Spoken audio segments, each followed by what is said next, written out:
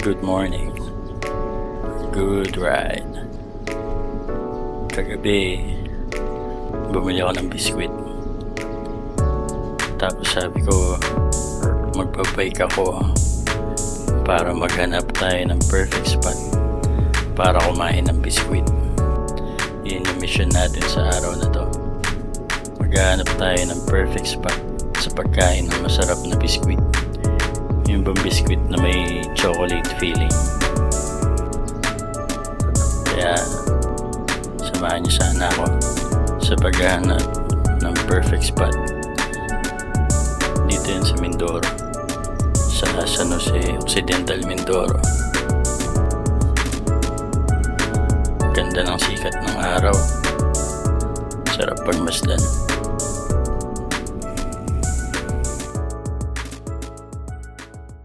Patuloy na ako sa biyahe. Nakita ko ng aso sa daan, kulay itim, bagong toothbrush. Buti hindi ako kinagat. Pwede kaya dyan sa gilid ng bundok na yan.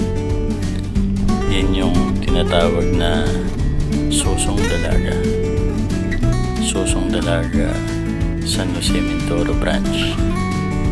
Madami kasing mga susong dalagang pangalan sa Pilipinas eh. Mayroon sa Abra de Ilog, sa Bulacan, sa South Cotabato, sa Rizal, sa Bataan. Ang daming susong dalaga. Napapaligiran na nila tayo. Patuloy lang ako sa biyahe. Tapos patayo-tayo pa ng konti. Pagka pahon, yun ang maganda gawin. Tayuan mo tapos magkamot ka ng ilong mo para di ka masyadong mapagod. Tapos tuloy ka lang sa biyahe. Pag nakakita ka ng ganyan, magandang senyalis yan. Yung mukhang putol yung daan. Kasi ibig sabihin yan, may palusong. Madaling makakababa. Pwede ka mag-freehand. Mabilis naman yung takbo mo. Na-enjoy ko itong good ride ko na ito. Kaya lang paglampas ko may dadaanan ako mga ganito. Yan o. Babuyan. Ba? Takip muna tayo. Buti na lang may indicator akong dala. Hindi ko na amoy yung mabahong amoy ng babuyan. Diyan kaya pwede. Pero hindi ko trip lang kumain ng biscuit with chocolate fillings. Malapit sa babuyan yan eh. Hindi yan yung perfect spot. Kaya pinagpatuloy ko lang yung pagbibisikleta ko. Tinignan ko yung ilalim ng puno. Ayaw dyan. Hindi yan yung perfect spot na hinahanap natin.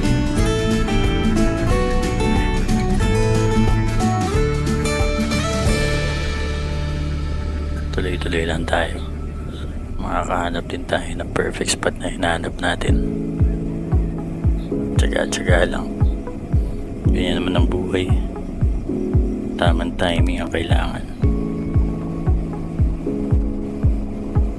Tuloy lang lagi sa pagpadyak para huwag kang bumagsak. Tapos pagka pagod ka, pahinga konti, isin mo yung camera mo. Tapos tuloy-tuloy na ulit. Ano man daan yan, kaya mo lampasan yan. Tiwala lang sa sarili ang kailangan. Kailangan may confidence ka sa sarili mo. Tsaka kailangan subukan mo para malaman mo. Kahit may mga packet na yan, kayang-kaya mo yan.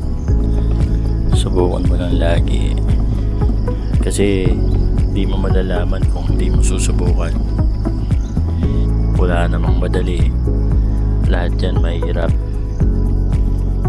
Buti na lang pag-akit ko dito, mayroong magandang reward. Ayan o, yung magandang view ng Devil's Mountain sa Sitio Naitan, Barangay Batasan, San Jose Occidental Mindoro. Tapos tumiretso na ulit ako. Mabilis na ulit yung paglalakbay kasi pababa na yan. Ito nga pala yung daan papunta dun sa Devil's Mountain. Naisip ko dyan kumain ng biskwit pero parang hindi tama dyan eh. Hindi ko trip. tumuloy lang ako. Tuloy-tuloy lang. Makakahanap ka rin ng perfect spot na hinahanap mo. Tapos nadaanan ko itong tulay. Makikita mo yung irigasyon ng NIA. Yan yung nagpapatubig sa mga bigas dito sa Mindoro para maabot natin yung 20 pesos na bigas. Gusto nating lahat na makamit at ang pangarap ng ating Pangulo. Tapos nadaanan ko tong Batuili Mangyan Buhit Community. Sikat dito yan sa San Jose, Mindoro. Maraming pumupunta dito para magpa-picture, para makita yung rock formation yan. Buti nga ngayon may mga puno na. Dito yan sa Busuanga Bridge. Pwede naman ako ditong kumain ng biskwit eh. Kasi maganda yung view. Kita mo. May ilog, may bundok. Makikita mo yung rock formation na yan, yung Batuili. Pero hindi ko pa rin siya gusto. Hindi ko pa rin siya gustong lugar para kainin yung binili kong biscuit. Kaya tinuloy ko ulit yung paghahanap ko ng tamang lugar at tamang pagkakataon. Dumaan ako dito sa bridge na ito. Ang pangalan nito ay Manood Bridge. May mga tindahan dito, tsaka may puno sa tabi ng kalsada. Ganda ng panahon magbike ngayon. Hindi na masyadong maaraw, hindi na mainit, hindi nakakaubos ng lakas. Solo ride lang tayo ngayon. Madalas naman ako magsuloy para wala kang hinahabol, para makapadyak ka on your own pace. Diba? Yun yung kagandahan pag mag-isa eh. Pag pagod ka, bagalan mo. Pag malakas ka, bilisan mo. Hindi yung habol ka ng habol. Nasa ibang bayan na nga pala ako. Parte na to ng Rizal. Hindi yung Rizal na alam nyo. Ito yung Rizal sa Mindoro. Bawal manigaril dyan. Ganda ng view.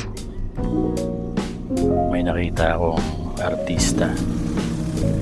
Dito kasi sa probinsya, yung mga galing sa Maynila na umuwi, tawag nila artista. Kasi kung basta kala mo mga artista, minsan umaarte na. Nakalimutan na nila yung maganda nilang probinsya, yung magandang tanawin, yung masasayang mga tao, yung simpleng pamumuhay na dito mo na makakamit sa probinsya.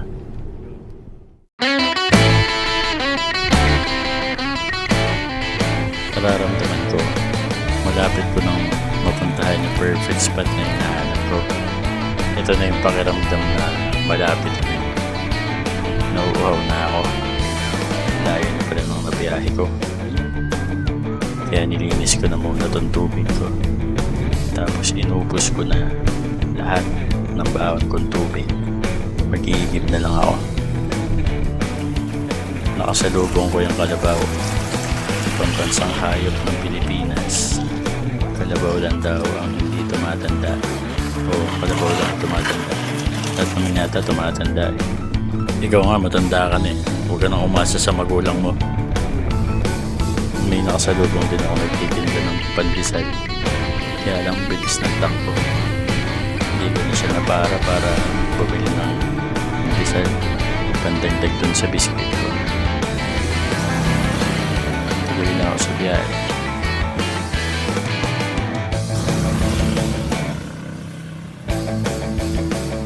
Nakita ko yung paper dream.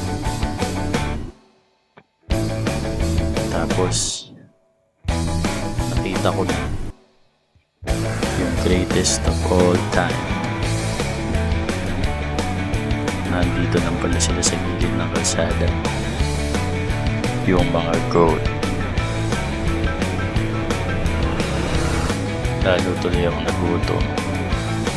Inisip ko yung mga luto ng kambing paitan, kaldereta, adobo, kilawin, sinampalukan. Ay, sarap. Kailan ko kaya makikita yung perfect spot na hinahanap ko. Pero alam ko malapit na. Ito na yung pakiramdam. Ito na yung isip kong pakiramdam. Kaya punta tayo sa ibang dimensyon. Yan. Diba? Ang ganda. Nasa gitna yan ng mga bukid. Diyan, malapit ang perfect spot na hinahanap ko. Matutupad na rin yung pangarap ko na kumain ng biskwit with chocolate fillings sa tamang spot. Ang ganda dito. Sarap magbike. Sarap humanap ng perfect spot. Tinahandahan ko ng konti kasi baka lumampas ako eh.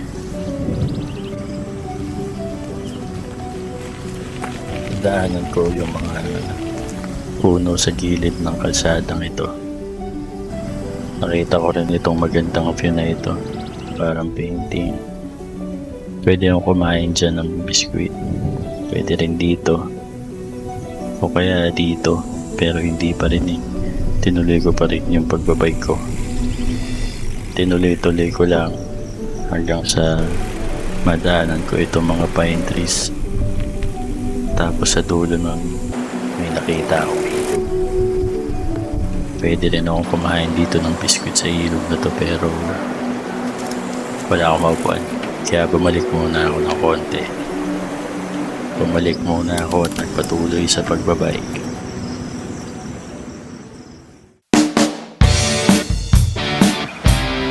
Sa wakas, nakita ko rin. Ito yung hinahanap ko eh. Ito yung naiisip ko na perfect spot sa pagkain ng biskwit. Pinakiramdaman ko muna dito sa kubo kung dito ako makakain. Pero hindi. Doon tayo sa baba. Diyan sa tabi ng ilog. Pwede magmuni-muni. Magbugas ng paa. Tapos tingnan yung magandang view. Yung bundok na yan. Yung ilog. Yung mga bato. Yung mga puno. Nagbugas na ako ng kamay. Kilamos na rin ako para handa na tayo sa pagkain. Inayos ko na rin yung buhok ko. Tapos tinanggal ko yung neck gaiter ko. Kakain ako dito sa tabi ng ilog. Pinuksan ko na yung bag ko at nilabas yung biskwit. Sa wakas, makakakain na rin ako ng biskwit.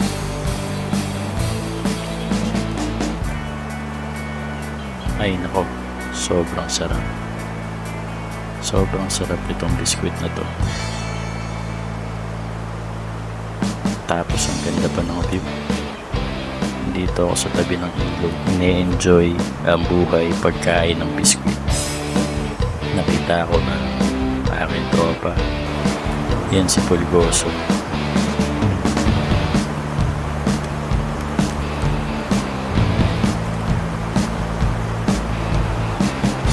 Dahil ito eh. Chocolate. Parang bago mo ba?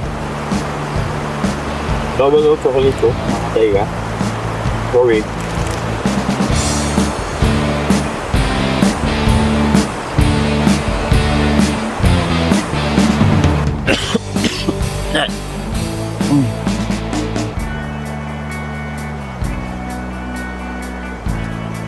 Inutang ko yung tubig ko. Layo pa naman ang pinanggalingan. Ba't kasi inubos ko yung tubig? Alis na ako sa lugar na to. Tapos naman na yung mission ko eh. Makain na ako ng biscuit. Kailangan na ako eh. Kailangan na magmadali.